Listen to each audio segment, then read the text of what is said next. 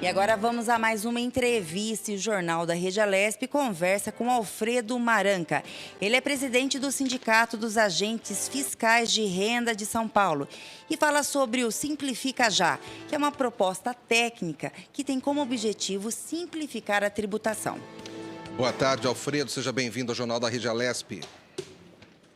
Boa tarde aos ouvintes. Alfredo, para quem não conhece, de forma didática, explica para a gente aí o que é a proposta do Simplifica Já. Bom, então, pois é, a proposta do Simplifica Já pretende fazer uma união dos impostos que existem hoje, e não união na Constituição, união de fato. Por exemplo, na Constituição você tem um ICMS só, mas não é verdade. Você tem um ICMS por estado, são 27 ICMS. Isso provoca um inferno para o contribuinte. E os municípios, então, mais de 5 mil ISS. Então, a gente precisa harmonizar a legislação, criar uma norma única para o ICMS, uma norma única para o ISS, para permitir que o contribuinte saiba o que está valendo. É essa a proposta básica. Boa tarde. Boa tarde, Alfredo. Quem está falando é Lilian. Antes da gente continuar, eu acho que tem muitos telespectadores que não conhecem ainda o que é um ICMS e qual é o imposto ISS. Poderia estar explicando e tirando essas dúvidas? Bem fácil, então. Vamos dizer assim, em termos gerais, né? O ICMS é um imposto estadual que incide sobre o comércio, sobre a compra e venda de mercadorias. E o ISS é o imposto municipal dos municípios, é o principal imposto municipal que incide sobre os serviços prestados. Então, esses dois impostos são os mais importantes para os municípios e os mais importantes para os estados. E são aqueles que precisam ser reformados na Constituição, porque a União pode fazer as mudanças dos impostos dela por lei. Os estados e os municípios, eles precisariam de um reordenamento para combinar entre si como seria essa reforma. Doutor Alfredo, o Simplifica Já, ele pode beneficiar as pessoas já nesse momento que nós estamos vivendo, esse momento de pandemia, ele já pode trazer benefício para as pessoas já ou ainda necessita de algum trâmite aí? Não, exatamente. Essa que é a proposta. A proposta é que nós precisamos de uma reforma emergencial no Brasil. A gente precisa começar desde já a trabalhar. Não adianta a gente pensar em criar no futuro outro imposto, depois vai fazer uma outra lei complementar, vai recriar tudo. A gente precisa consertar o que a gente tem agora, durante a pandemia. E precisa ser uma proposta que tenha a condição de ser aprovada agora, nesse mês aqui, nesses meses aqui do final desse ano, para que assim que o Brasil sair da pandemia, ele já encontre um ambiente de economia que seja propício a gente ter o crescimento que o Brasil precisa. Porque, senão, aqui o declínio é garantido, mas o crescimento da economia no ano que vem ou no final desse ano não é garantido. A gente precisa garantir o crescimento do Brasil. O Alfredo, de uma forma prática e simples, né, para o telespectador que é leigo no assunto, o que muda para as pessoas e para os cidadãos uma reforma tributária hoje?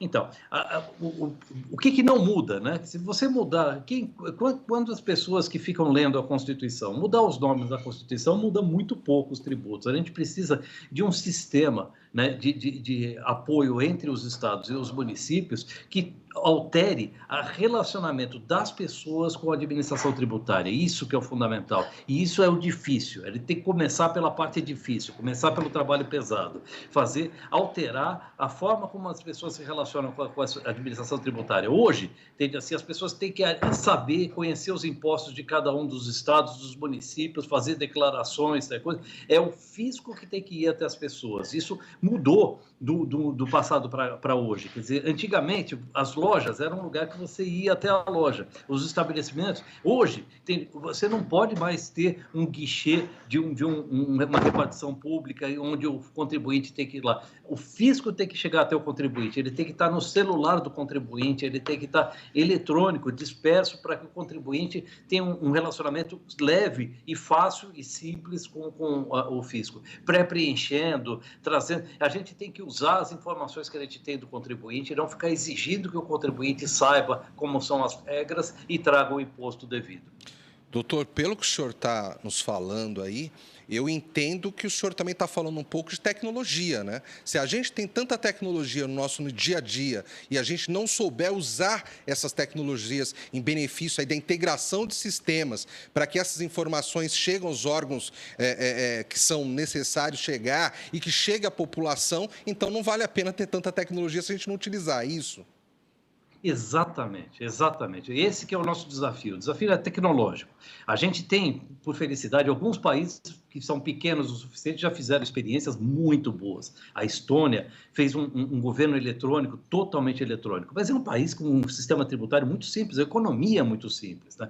A gente precisa fazer isso em outros países. Então, a gente vai acompanhar o trabalho que está sendo feito, por exemplo, nos Estados Unidos, quer dizer, de refazer toda a estrutura de software do Estado para que ele se adapte ao contribuinte. Isso é adaptar até a transparência das informações, usando coisas assim que são usadas pelo Google, pela Microsoft, tá?